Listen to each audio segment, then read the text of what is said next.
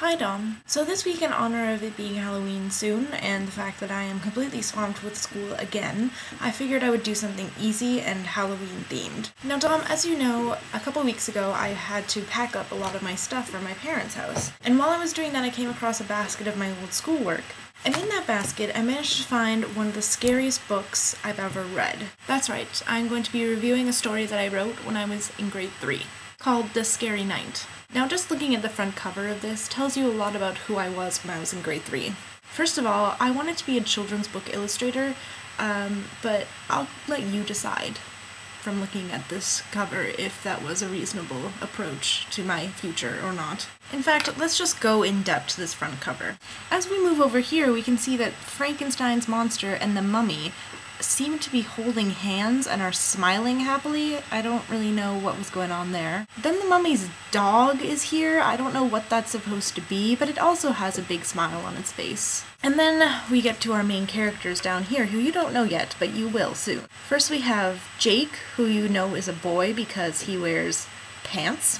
And this is Betty, who looks exactly like Jake's mom. Apparently, grade 3-year-old me thought that all girls wore identical looking dresses and bows on the top of their heads, and their hair flipped out like 50s style, and also they had really large and pronounceable cleavage. So I'm just going to read you the story and show you some of the pictures that I drew to go along with it. The Scary Night, page 1. This is Jake. He needs some decorations for Halloween, but no one is helping him. Jake went home. He didn't want to give up, but he had to. And then we have a picture of Jake in front of his house. And you can tell that he's sad because he has a frown on his face and he's also kind of cross-eyed. Page 2. We get a picture of Jake and his mom in their blue kitchen. Soon it was time for dinner time. Jake did what he always did. He asked his mom, "What is for dinner tonight, Mom?" Page 3. Still in the kitchen. Still wearing the same clothes that they were before, although I'm pretty sure this faucet wasn't here before, and why it's sticking out of the ground, I don't know.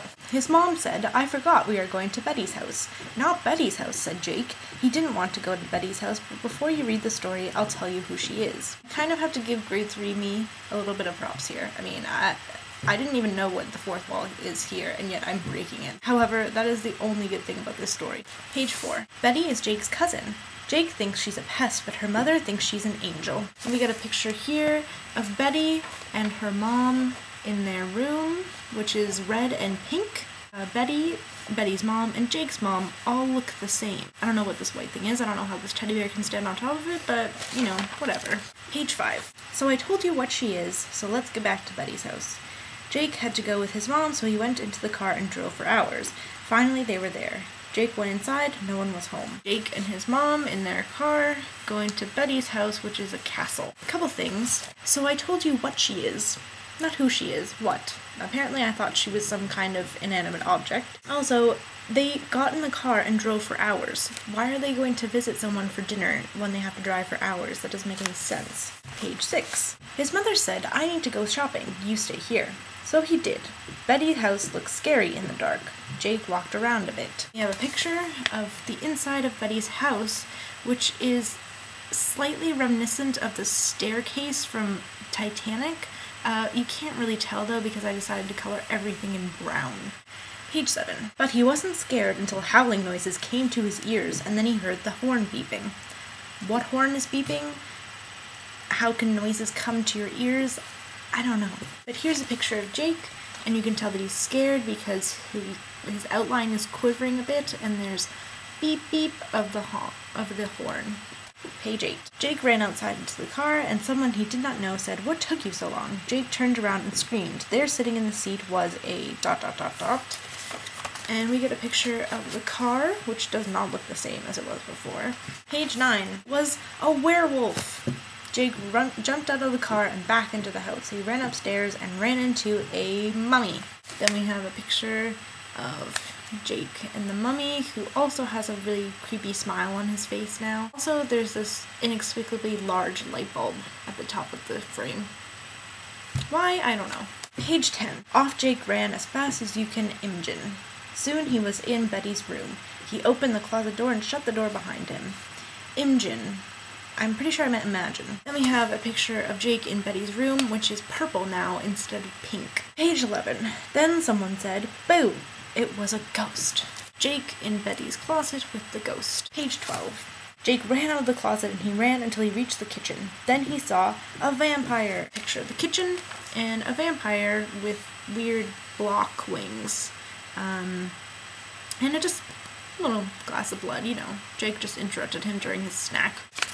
Page 13. The vampire said to him, "I have come to suck your blood." Jake ran away and bumped into a skeleton. Ah! Page 14. Apparently I was going for a doorstopper here. Suddenly he heard a familiar voice. It was laughing. It was Betty. Here's Betty in this green room full of bats, and I have no idea what this is. It looks like a weird cash register on legs with crossbars. I don't even know. Why there's a window down here? Who knows? Page 15. After she stopped laughing, she said, "You should have seen your face, Jackie boy. It was so good. I knew it would work." Page 16. No, you thought the story was over. It's not. Jake said, "You scared me to death, Betty. How did you do it?" "Easy. All I had to do was dress up as all those scary things and get your mom to leave you here and away I go with scaring you. Pretty neat, right?" "Oh, Betty, not pretty neat. That's really cruel, and Jake's mom is kind of bitchy for letting her scare her son like that." Page 17. "Yeah, great," he said. "What are you staring at, Jackie?" said Betty. "That." Betty turned around and saw, page 18, a Frankenstein. "Ah! He scared you," someone said. They turned around and saw Mom. Jake's mom is kind of a bitch. Also, this is not Frankenstein. This is Frankenstein's monster. Get with the program, grade 3 me. Also, he's wearing pink shorts, so... Page 19. "Kids, let's go eat dinner, please," said Jake's mom. "Okay," said Jake and Betty. The end. Then you can see them all happy around this table that doesn't have any chairs around it, but, you know, has plates and forks, so I guess they're just gonna stand and eat. And as you can see, Jake's shirt has gone from red to light pink, and no longer has a J on it, so it's clear that he's undergone some important character development. The back, which says "The End," which has all the recurring characters. It has Jake, who's now taller than his mom, who's also wearing a skirt now, as well as Betty. There's a giant skeleton here, and that weird dog thing. I guess that was the werewolf. I guess. I don't know. And then the mummy kind of has bandages just sprouting out from its head. That might be a bit of an issue, but, you know, whatever. The end.